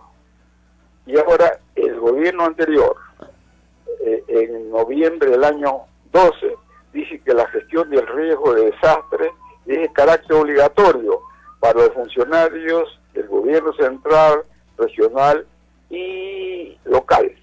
Entonces, bueno, ¿por qué Ciudad Sostenible, a pesar de tener mucho éxito y trabajamos mucho con poco fondo, porque hubo un pequeño grupo en INDECI que trabajó muy bien y capacitamos también a profesionales de provincias, sobre todo de las universidades nacionales? Entonces, habían 2 problemas. Uno, no había fondos. Ahora, el MES, todos los proyectos buenos le da fondos. En segundo lugar, que no tenían capacidad. Ahí es donde nosotros intervenimos. Que falte capacidad, simplemente el subgerente de Defensa Civil debe tener conocimiento suficiente, así como el gerente de Planeamiento Urbano, bajo responsabilidad del alcalde. Estos 2 funcionarios deben ser nombrados entre gente con capacidad, conocimiento y deseo de servicio al país. Eso se lo estoy alcanzando también al primer ministro para que eso se ponga en marcha y los alcaldes no sean simplemente actores invisibles, sino ellos asuman responsabilidad. Entonces estamos dando responsabilidad ¿a quién?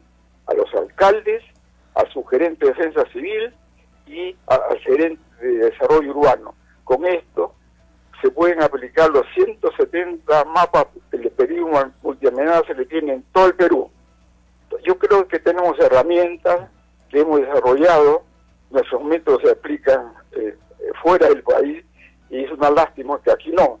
Por ejemplo, mi libro en inglés, que es texto para capacitar a altos funcionarios de la India, yo le envié a varias instituciones de posgrado, simplemente ni me contestaron. Entonces, yo creo que programas como el Río Rosa María nos ayudan a hablar de manera clara, enérgica, para que cada uno cumpla con su función de acuerdo a ley. Y lo que estoy proponiendo este gobierno como meta del año 2021, año 2020, es la acción. Y la acción es la siguiente: capacitar a nuestra población para que no esperen un pito de defensa civil y le toquen la campana, porque eso es tarde. Sepan interpretar por sí mismos las señales de la naturaleza. Por ejemplo, ¿cómo sentimos los terremotos nosotros? Primero viene el ruido, hasta llegando a la onda T, ¿no? Primaria. Y dependiendo con qué diferencia llega el sacudón de la onda secundaria. Si es que la diferencia es pequeña, significa que el sismo, el epicentro está cerca. Y si se sigue, si dura más de 2 minutos y hasta 3, como sucedió en Japón y en Chile, se van a producir grandes tsunamis. Entonces, yo creo que si se educa a la población para que actúen con su propia interpretación, de manera muy simple, ese es lo que yo estoy proponiendo a este gobierno, para que haya coherencia entre los 3 gobiernos, los 2 anteriores y el presente. La acción. Y la acción que se está proponiendo es que eduque a la población en cuestiones elementales. En Chile, ¿qué pasó? La presidenta Bachelet anuló la alarma contra el tsunami por una falla técnica. Ajá. Pero los chilenos educados, ellos tuvieron un terremoto en el año 39 y desde entonces se esforzaron, y nosotros en eso también estamos atrasados en el año 70. Entonces son 21 años que ellos comenzaron y en Japón ocurrió lo que se llama el milagro de Kamaishi, porque los estudiantes de secundaria, Kamaishi Junior High School, los habían preparado, dijeron, mire, los límites de inundación que da el municipio de Kamaishi son cosas del pasado. El futuro es muy difícil de predecir, así que si ocurre un terremoto, vayan más allá del límite de inundación. Cuando sucedió el terremoto el año 11 en Japón, pues los estudiantes recordaron eso, habían hecho varios ensayos y no se detuvieron en un sitio intermedio que ya estaba por encima del límite de inundación de la ciudad, sino se fueron a la parte más alta. Y ningún estudiante de secundaria y de primaria que estaban a su lado, todos se evacuaron. Son ejemplos muy claros. Que están en el Congreso de la República. Y de repente hay cambios. Yo creo que lo que va a pasar es que van a reducir el número de años de la concesión. Acuérdense de mí. Con lo cual todos tranquilos y se va a acabar el problema. Acuérdate, Hermelinda, acuérdate de mí. Vamos a la pausa y regresamos. Esto es A Pensar Más con Rosa María Palacios. Sodomco, Sociedad Dominica de Medios de Comunicación.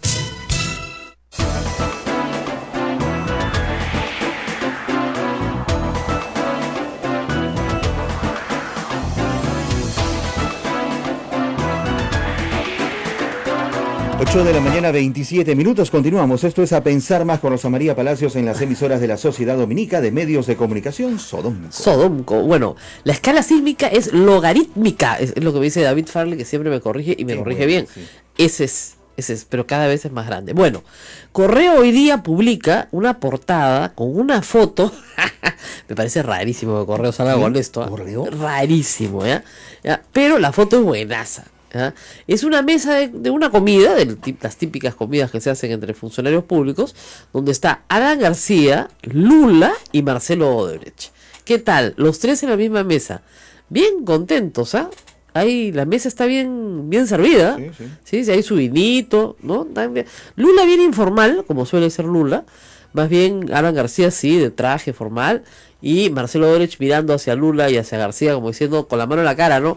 Como diciendo, a ver, ¿cuánta plata vamos a sacar? ¿Cuánta? Y miren, esto es el 2010, cuando Odebrecht ya tenía pésima reputación, ¿eh? Yo las 2 veces que me he reunido con gente de Odebrecht les he dicho de frente, el problema que ustedes tienen es que tienen pésima reputación. No habían acusaciones, ¿ah? Pero tenían pésima reputación. Y por algo era, pues cuando el río suena, es que porque piedras trae. Bueno, acá está Alan García, el hombre que no los conoce, que nunca los ha visto, que no paraba con ellos, que no sabe quiénes son, ¿no? Bien contento comiendo con Lula y Marcelo Odebrecht. ¿Esto es una prueba? No es una prueba, pero periodísticamente es una buena foto. Hay que decirlo, es una muy buena foto, es una buena portada y además pone a García nuevamente a la última de Odebrecht, cosa que lo vuelve loco, ¿no? Porque cada vez que eso sucede, este hombre comienza a sacar cosas contra Toledo, contra Humala, no contra Keiko, por su amiga, ¿no? Contra quien sea, pero no contra él. Bueno, lo que leímos ayer de Maiman, la entrevista de Gorriti a Maiman, por supuesto tenía un rebote enorme. Me da pena porque no citan la entrevista de Gorriti, ¿eh? Son más retrecheros, una mezquindad total. O sea, tú te pasas hablando 3 horas por Skype, ¿no? Consigues tu entrevista, todo, y todo el mundo resalta el personaje de Maiman, que está bien, pero no le dan el crédito a Gustavo Gorriti. Por ahí chiquitito, ponen ahí de los reporteros, ¿no? Pero la verdad es que lo que ha dicho Maiman ha sido muy importante para el caso Toledo, y lo que hay es una voluntad de hablar.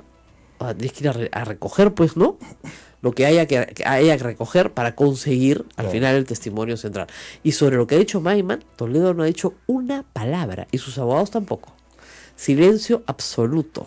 Absoluto. La foto de Comercio lo dice. Sí, también, ¿no? Detrás sale Toledo con la mano en la boca diciendo, cállate. Pero me dijo Maiman, el dinero estaba en esas cuentas inmovilizado durante muchos años. Bueno, y como les contábamos, ya está en la línea el ingeniero Kuroiwa. El ingeniero Kuroiwa tiene muchísimos años participando, por supuesto, en actividades de defensa civil, y qué mejor que él para ayudarnos este día de conmemoración del Día de Defensa Civil, 31 de mayo, en homenaje a los muertos en el terremoto de 1970. Ingeniero, muy buenos días. Rosa María, buenos días, gracias por invitarme. Mire usted, 2017 al año 70, 47 años después. Yo sé que hemos avanzado en muchas cosas, pero sé que también a usted le preocupan otras cosas. ¿Qué es lo que más le preocupa de la situación hoy de vulnerabilidad de las ciudades en el Perú? Bueno, lamentablemente el terremoto del año 70, con 67.000 víctimas mortales, fue el evento más mortífero de las Américas del siglo XX. Hacemos todo el esfuerzo para que eso no se repita al siglo XXI. Sin embargo, a pesar de nuestros avances, en la cuestión de riesgo para la población más pobre, sigue siendo muy alta, que es un índice de nuestro subdesarrollo, y hay que hacer todo el esfuerzo para superar esta situación.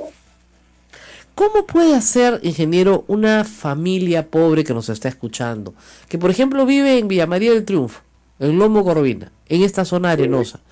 ¿Qué puede hacer para mejorar su situación? Mire, después del terremoto del año 70, fueron conmigo 25 egresados de la Universidad Nacional de Ingeniería. Estuvimos estudiando con mucho detalle, por ejemplo, lo que aquí llaman material noble, el ladrillo.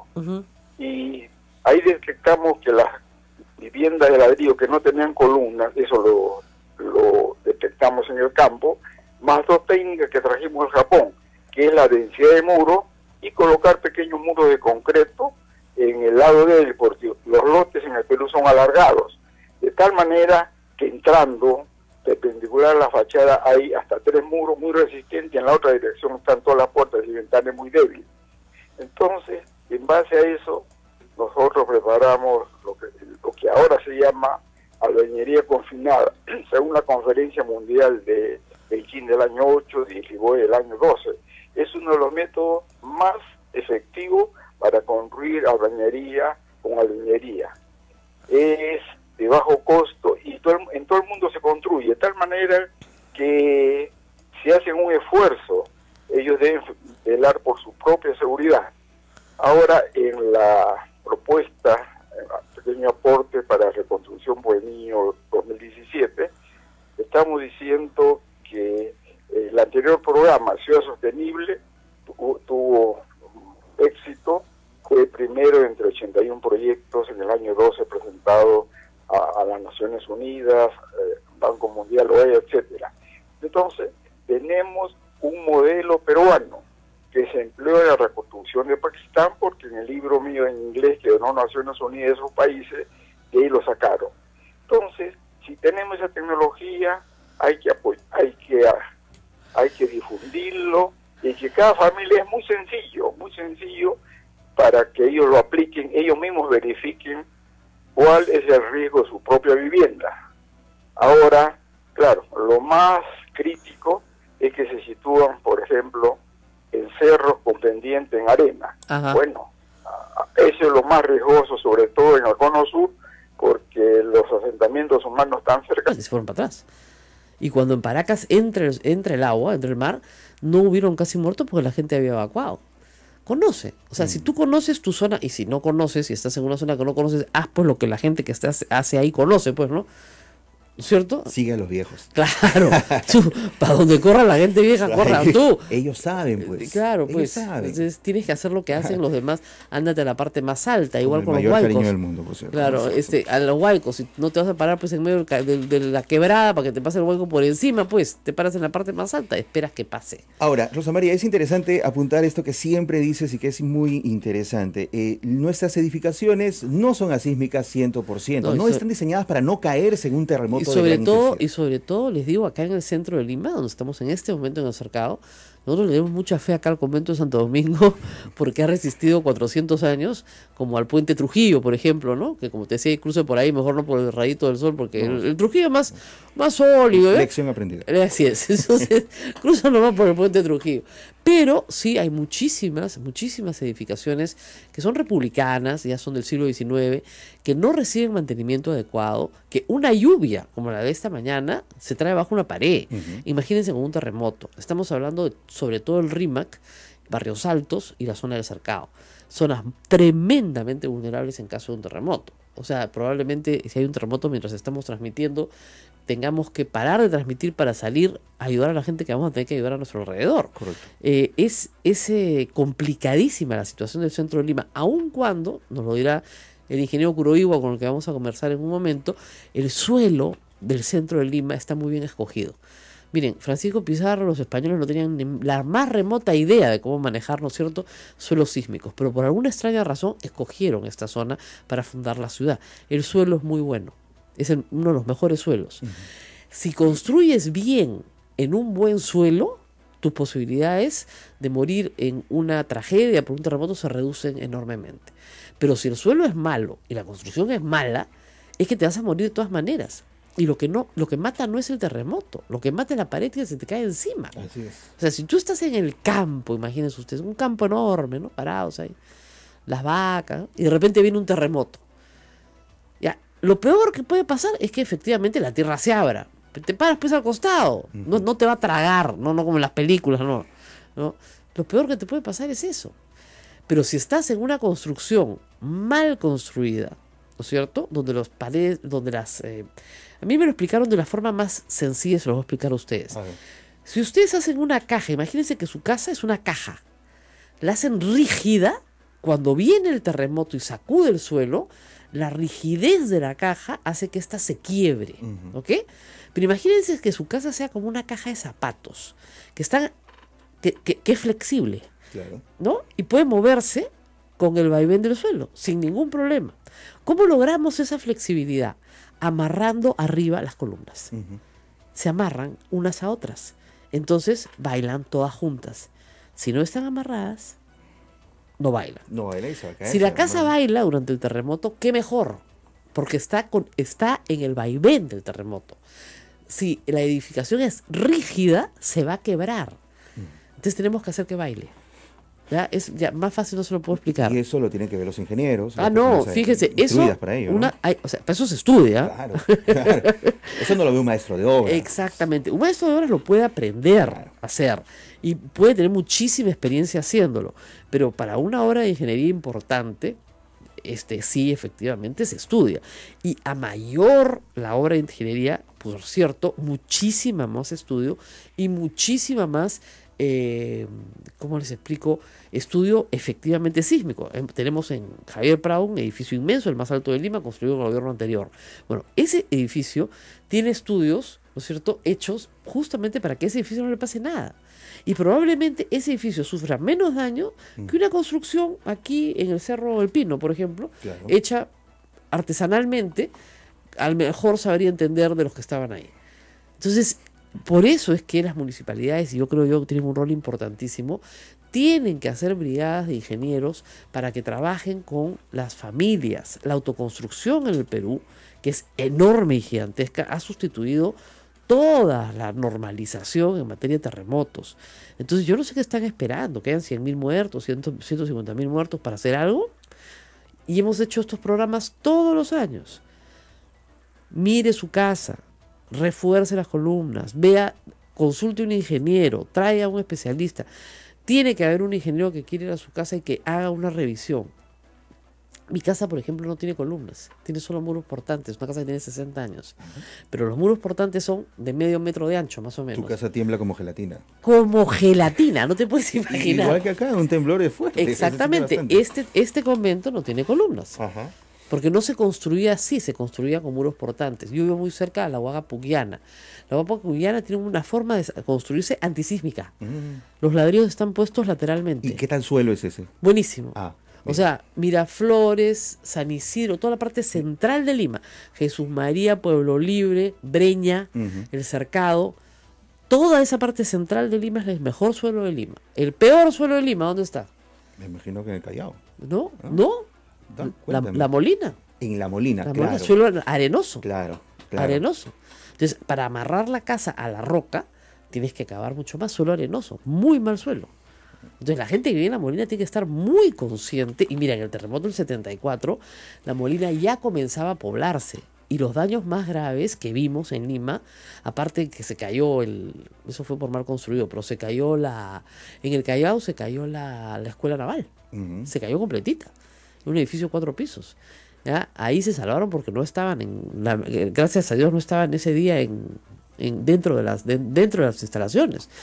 Pero en el caso de los colegios, por ejemplo, Reina de los Ángeles, Villa María, quedaron destrozados en La Molina. Y muchísimas casas caídas en la época en que La Molina todavía no estaba poblada como está poblada hoy. Molina es un punto crítico en caso de terremoto, de verdad. Y el ingeniero Curoiwa nos lo ha dicho 20 veces. Es uno de los peores suelos de la ciudad. No te digo Villa María de Triunfo, la zona de Lomo Corvina. Eso es arena. Eso es arena. Eso es un arenal. Entonces, claro, tú dices, no, pues son casas muy sencillas, de triple A, de un solo piso. Igual, tienes que salir corriendo. Señora, salga corriendo. Porque lo poquito que haya podido construir, le cae el muro encima. Esos muros de contención que se han hecho están bien, pero si no se han hecho bien, todo se va para abajo. Se va completita la ladera hacia abajo. Ahora, la mejor garantía que tiene un edificio no es que no se derrumbe nunca,